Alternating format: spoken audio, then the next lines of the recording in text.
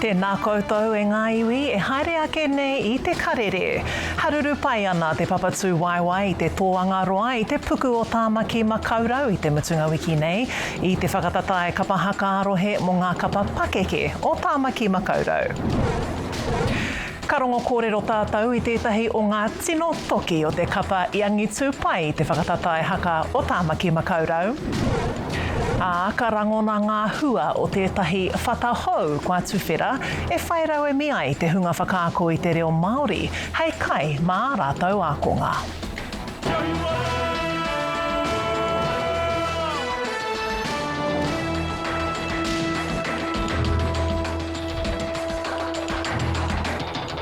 Kei ngā pau whakatairanga I te ao Māori, nei rā te reo rāhiri o te karere atu nei, nau mai e tau. Haruru pai ana te papatū waiwai I te tōanga roa I te puku o Tāmaki Makaurau I te mutunga wiki nei, I te whakatatae kapa haka arohe mo ngā kapa pakeke o Tāmaki Makaurau.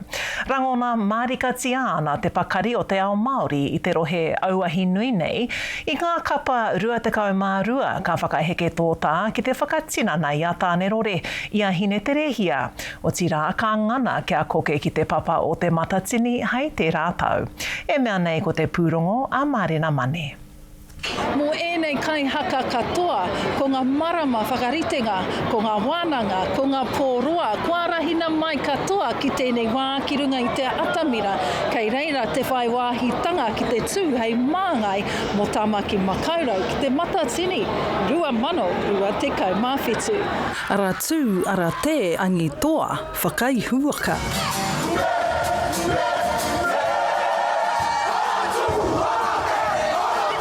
I tutuki pai tā mātou tae mai ki konei. I roto I te ora me te aroha, I roto hoki te ngā kaunui ki ngā mahia, tāne rore a hine rehia, I nāia nei kua makere te taumahatanga, o te āmaimai, o te kūrakuraku, hoi anō kei te tino whakahi au I taku kapa, o tira I tō mātou whānau tautoko I tēnei rā. Ana ko ngā pua waitanga o ngā tūmanako, ora taumaha.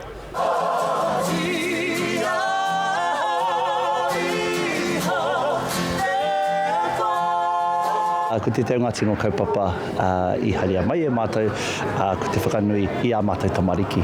Nō reira, koe rā pia te teunga, te tāhuhu nui o tō mātou whare haka, ka mautu tō mātou whānau. Ko rātou te apopo. Ko te wakahui anō e whakakahana I tō rātou mana tuku iho, ki runga I te atamira o Tāmaki.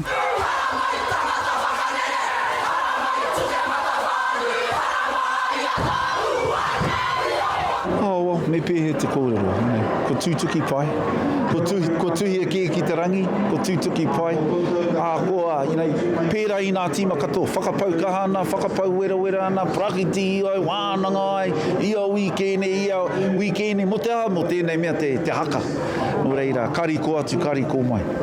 Ko tētahi atu rōpū no Hoani Waititi marae tērā a te rōpū manutaki, I kaue mai I tō rātau ake Waitititanga mo tūhake ki te whataarangi.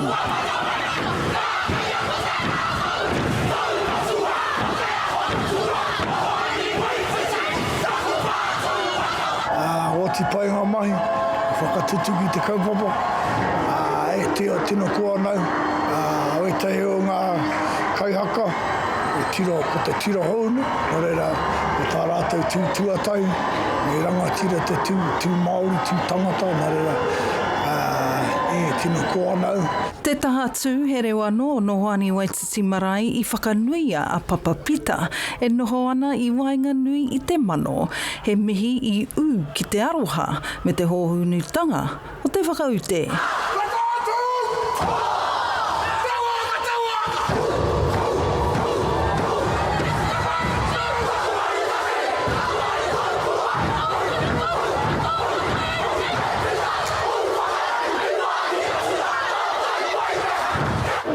I reira mātou e tuku atu ana I ngā mihi, I ngā maiohatanga kia papapita. Ka kite ia I te minenga e tū mai ana e hā tētahi tū I tū atu I tērā, e hā tētahi mai o hatanga e tū atu i tērā. Te poho o hine kahukura tērā I kapo ake I te wairua o tō rātou nā māreikura a I rango nā tōna awenga I ia nekehanga.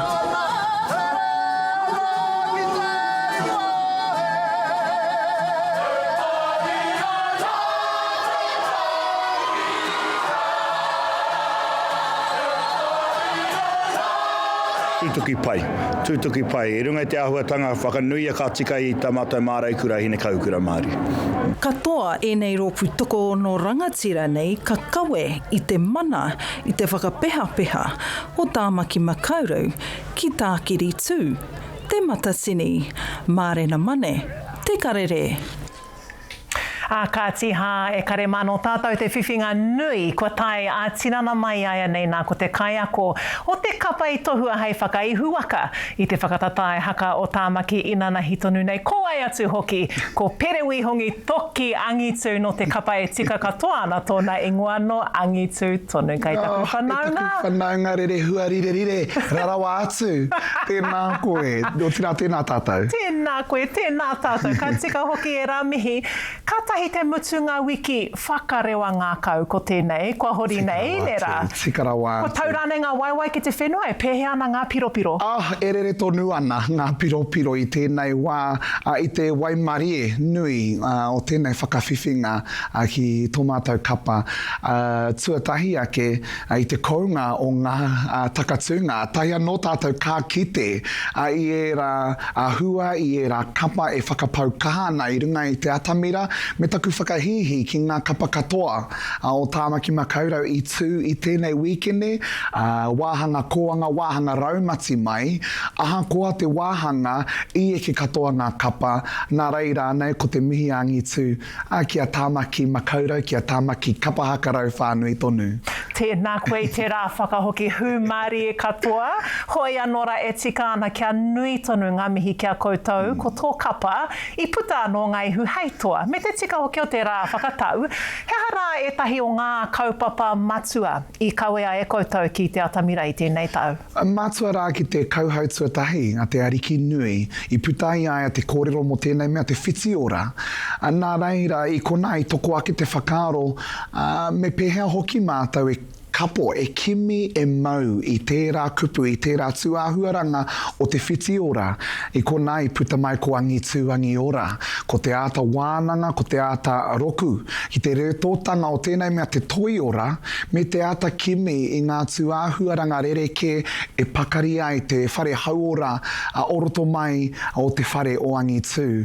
I tahuri mātou ki ngā manu Māori, me kore noa e tiwaha mai e tahi kura o tāne te waiora, o tāne te wānanga anō hoki, ka waiho mā te pipi wharauroa tohu o te whiti ora, hei kawe, hei waka, hei kauwaka, I te kaupapa nui a Angitu I tēnei tau. Nā reira, ko ngā manu Māori, o tira ko tētahi wahine toa o Tāmaki Makaurau, ko e net wehi tērā.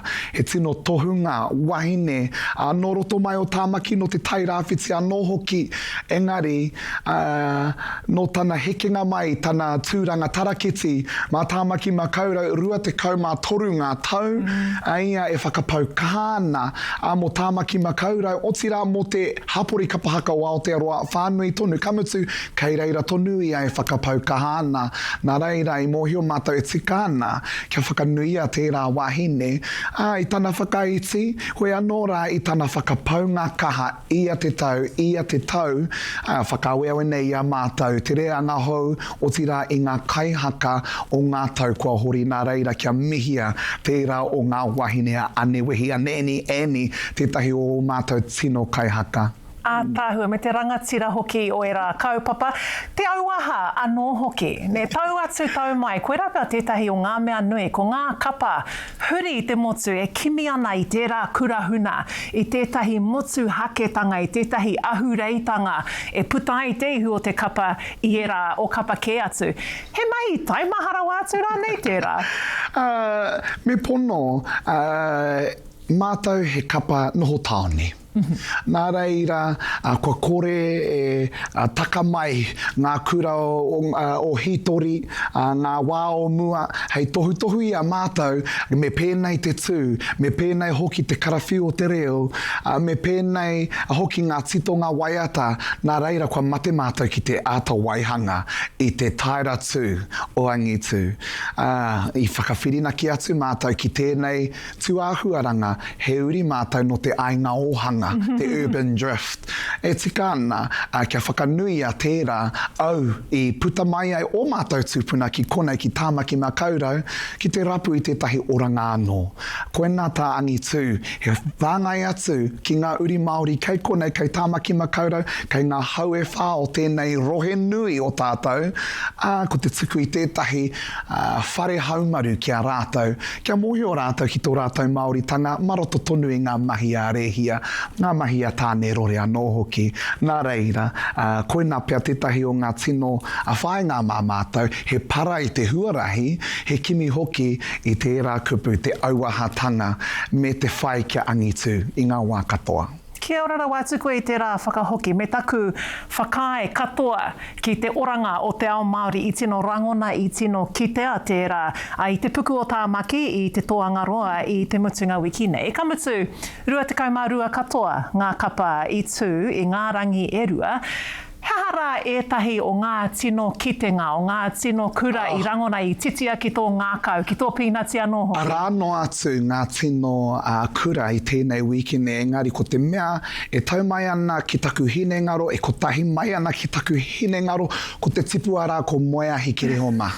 Kia ora. Taku mā taki atu i aia, te kete i tētahi taera, tētahi āhuatanga motuhake anō, kei pō hehe mai te iwe ko mātou noiho, ngā kai haka e aru ana i tētahi momo taira rereke i kitea tērā tuāhuaranga i tēnei wikine i rongo hoki au i tētahi mauri tipua i roto i aia he ata hoki o nā mātua o nā tūpuna anō hoki nā reira kia mehia tērā tipua a moeahi o tira tērā o ngā kapa kua whātekau mā rimatau e ora ana i tēnei tau kua whātekau mā rimatau e whakaawe ana i te momo pēnei ia tāua pēr ki roto i enei mahi kapa haka ko te wakahui a tētahi o era tino a tauira kua roa e whakatenatena ana i te hapori kapa haka ka mutu ko ngā toki koirawa atu ki oku whakaaro ko ngā tūmana ko tētahi o ngā kapa kau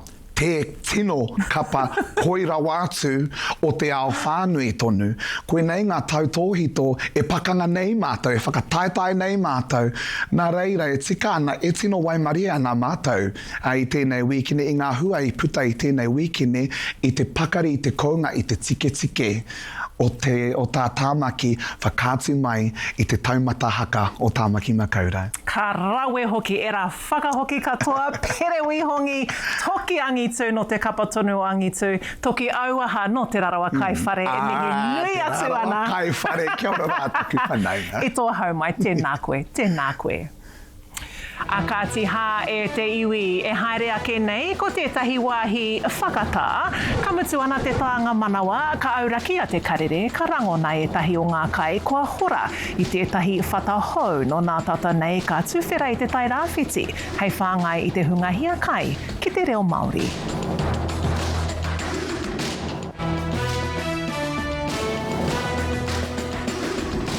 Tauti mai anō. He kaupapa hou, kua whakare waina i te tai rāwhiti, hei āwhina i ngā kaiako, e mahi ana i ngā haora o te ruru, ki te waihanga rauemi reo Māori, mua rātau ākonga. Ko whatakai rokiroki, tētahi pai rauemi reo rua, he mea waihanga nā Max Raua ko Sandy Mātenga, hei tautoko i ngā kaiako, i ngā whānau, o tira i te hungaiako ana i te reo Māori, Putanoa.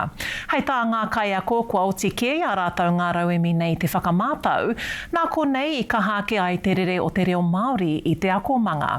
Anei rā te pūrongo a Rahia Timu no te kapa o Taioro News. I timata mai i tētahi whakaaro māmā noiho, me pēhea e ngā ore ake ai te whakaako me te ako i te reo Māori. Mātua whakarite i te pai rauemi nei hei āwhina i ngā kaiako, ki te whakauru ki te whakaako anō i te reo ki roto i te akomanga. Nā waira, ka puta mai ko whatakai roki. He pai ipurangi reo rua nā Max Rāwa ko Sandy Mātenga i Wāhanga, kia tautoko i te hunga e whakaako ana i te reo Māori. Nei ki atu i te 24 tau Rāwa e mahi ana i te ao mātauranga. Kua rima tau pēr e mahi tai nei ki te kura nei. No te tumuaki o te kura nei a Koka Billie Jean Pōtaka Aiton te whakaro. Kia toro mai ki a Māua ko Koka Sandy ki te Wāhanga i etahi rauemi ki te hāpai ake i ngā hōtaka reo ki tō rātou kura. No reira koera te timatanga o te kaupapa nei. Whakarewa te kaupapa nei ki te kura o Kaitāia te wāhi mahi o Sandy, i tai atu te tini o te hapori ki te tautoko. Hei tā ngā kaihanga e haranga rauemi nei mō ngā kaiako anake, engari ke mō te hunga katoa e hiahia ana ki te ako i te reo Māori. Puta e tai kōrero e pēnei ana. Ka whai hua i nei rauemi ki taku mokopuna kei te pake ke mai ki ahi tareiria. He momo rauemi kia whakakōrero i ngā whānau ki roto i o rātou kāinga ki tā wāhi. Ko Dallas Kerr tētahi o ngā kaiako kei te kura o Kaitāia kua u ki ngā rauemi. Ki he ua. Mō mātou ngā kaiako ngā kura auraki ki te hanga i o mātou ake rauemi. Me ki kauti te kura, kau ki te kāinga, whakarite rauemi hau mō ngā tamariki. Mā rake te kite i ngā hua. Ko rongo i te reo Māori e ka rere ana. Ko kite i ruti ngā mahi ātuhi, ā kōrero, ā whakarongo. Ko eke ngā taura ki taumata ki. Mai te wā i timatai mātai taino ki tēnei rā. Ko te tūmana ko ia mā ngā rauemi pēnei ka kahake te reo Māori ki roto i ngā kura, ngā kāinga me ngā hapori puta noa i te ao. Rahia tumutumu, tai oro. Ki te hiku o te ika, hei ai ni tuwhirai i te runanga o te Rarawa, o tira i tāna ringa oha i a mahuru, tētahi kaupapa whakatū whare, hei painga mō nauri. E whā te kaumā whā katoa ngā whare ka tuwhira i Kaitāia i te maru o te kaupapa nei. Mā konei hoki i tuwhirai te ara e noho ai ngauri o te iwi, hei rangatira mō rātou anō whare. Nā Joel Bristow o te kukupa, te pūrongo e haere ake nei. Ko ēnei ngā kāinga e haka tūria ana e te runanga o te Rarawa. Ko te whakaaro nui i roto i te runanga o te Rarawa, kia tūake he kāinga pai, mō te oranga pai o tā tātou whānau i roto i tēnei wahi o Kaitāia. Hei tā te tumu hakarai a George Riley, whā te kaumā whā ngā whare hau, kua hanga e te iwi nei, hei haka marumaru i ngā uri o ngā iwi o te hiku. E harana ke enei whare mō te Rarawa anake, mō ngā iwi katoa o te hiku o te ika. Engari ka tūake roto i te marumaru o te runanga o te Rarawa. He kaupapa i timatai i ngā tau ōmua, nā te runanga nei te whenua i hoko ai i te tau 2000 te kaumāono. I te wā te whakataunga ngā krema mō ngā iwi o te hiku. Ka no tai ki te taho te krauna, ka mai ngā tahi, ka whakaitanga tātou ki te Social and Wellbeing Accord. I roto e tēnā whakaitanga, te tei o ngā kaupapa, nā marima nā well-housed. Ko te iwi o te hiku, well-housed and whare that are appropriate for the oranga. Ko te hihia kia whai wāhi mai te mana o te whenua ki te kaupapa nei. Nā te wā nei, kōrero ana tātou ki a ngai tohianga. Ko rātou te mana whenua ki tēnei wāhi. Hihi ana tātou mā rātou o ngai tohianga ki tuka atu ngā ingoa o mana orori nei. Me ngā whakaaro pehe ai a tātou i haka tūwhera ai enei kainga mō te hunga. E tūmanako ana, ka tūwhera tēnei papakainga a te tauhau Māori. Joel Bristow, te kukupa. Ki te hā kina riki no nā tatanoa nei puta ai te rongo ka wehe te pautoko kāinga rua o te kapa o ngā tamatoa a Luke Metcalf hei te paunga o tēnei tau. Hoi anō i te wharanga ki te turi o Tanner Boyd i nā pō, ko Metcalf kēpea hei pautoko kāinga tahi mā te kapa mo te roanga o tēnei tau tākaro. Nā te wharanga ki kino nei i wāhi heke ai te huro i tā ngā tamatoa hau kere i ngā Bronco o Piripane i te rauna tūmatarau ki piripane tonu. He mea pā te wharanga nei kia Boyd I muri tata tonu mai te whakataua Metcalf, ka piria ki te kapa trakona te rātau, hei tirawa no ngā wā I kuhu ai ia I tana tino porakatākaro, rā I te nama whetū mā ngā tamatoa. E hoa mā he whakatā poto te haere ake nei, tō mua I te rere o ngā Matapae Huarere mo te motu. Kaua e hurike.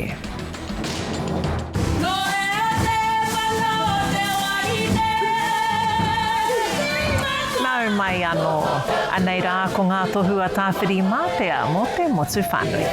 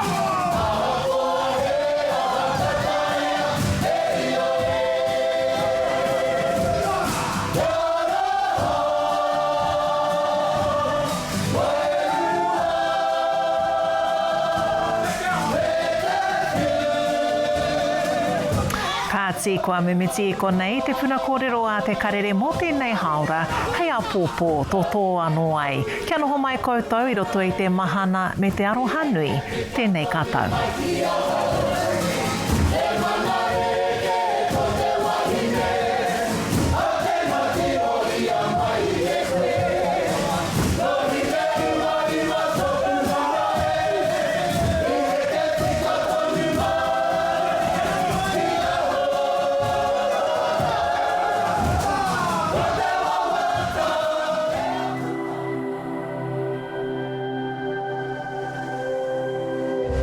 Ko te reo, te take.